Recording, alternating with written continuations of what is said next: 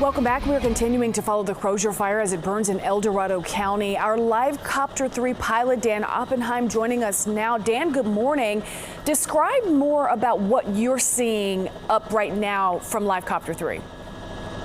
Good morning. Yes, we arrived here approximately 10 minutes ago, and what we're seeing is a fire that is mostly situated on the top of a ridge, which does help. Obviously, the fire moves much slower downhill than it does uphill, so it is good that it's mostly contained on the top of a ridge and not at the bottom of a canyon.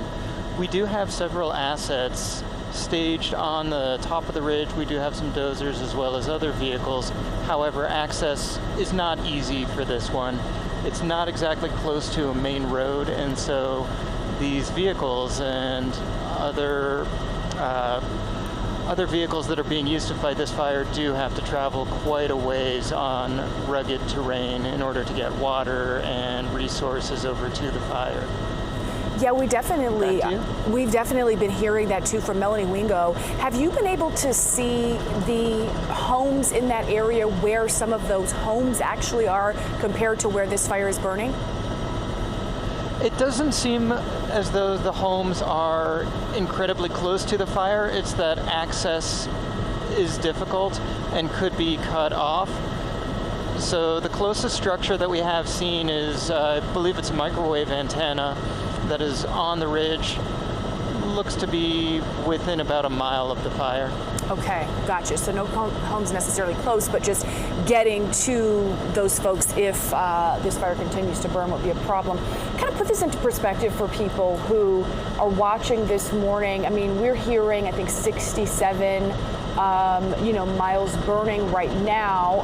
When you compare that to, square miles, but, you compare that to, say, the Park Fire, where you're talking hundreds, thousands of miles burning. Help people just kind of understand and put that in perspective.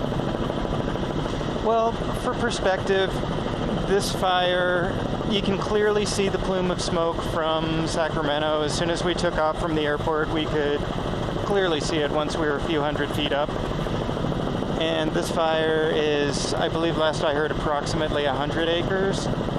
And when you compare that to the Park Fire, which is over 400,000 acres, this is tiny by comparison.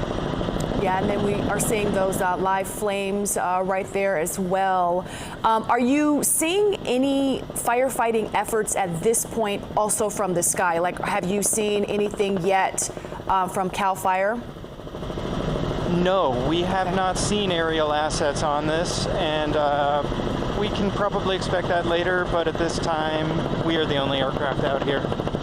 And we definitely see those crews on the ground creating those dozer lines and battling this fire. So, Dan, we're going to continue to check in with you throughout the morning as crews continue to try and stop the forward progress of this fire burning right now in Dorado County. Now, we do have a crew that's on the ground. KCRA 3's Melanie Wingo is on the ground now, so we're going to turn to her. So, Melanie, we've just watched from the sky. What are you seeing now from the ground?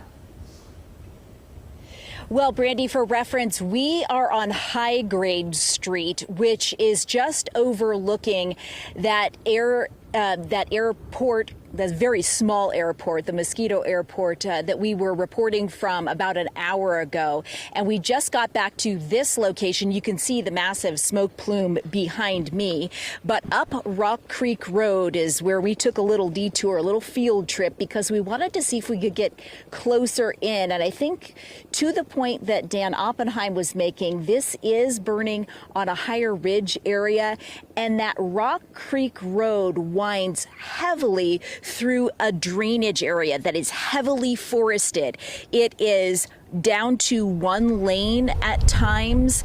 It's very tough to traverse. And then a gravel road turns into a dirt road, basically, and that's what we traversed in our efforts to get closer in. At one point, we reached some CAL FIRE crews, and we managed to, we talked with them, and they said probably a good idea to turn around. And of course, when the fire crews tell you it's a good idea to turn around, that's what you do. So we turned around because basically we didn't want to infringe upon the efforts of the CAL FIRE crews to get their apparatus in and then build those areas where they could station their vehicles, get the bulldozers in, and start working on those lines.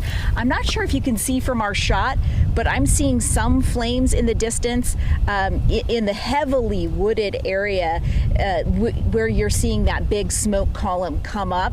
So this is a fire that has grown since last night when it was first reported at about 25 acres at last check, about 67 acres, and we've been off the grid, so it could have been reported larger in size since our last ability to talk with CAL FIRE crews. Also, to Dan's point, we do have some CAL FIRE air crews that are supposed to be going up soon, so we'll watch and wait. Hope to see those up there, and we'll report back when we see those. Back to you now. And so, Melanie, really quickly, we were just, while you were talking, we were looking at Live Copter 3 live, and we did see those flames as well. We could also see those crews that were down there creating those lines very close to that fire, creating the dozer line around the fire, trying to prevent it from spreading. So we're going to check back in with you as well and continue to show these live pictures, these live exclusive images from Live Copter 3 throughout the morning. And we'll have updates throughout the day as we get them.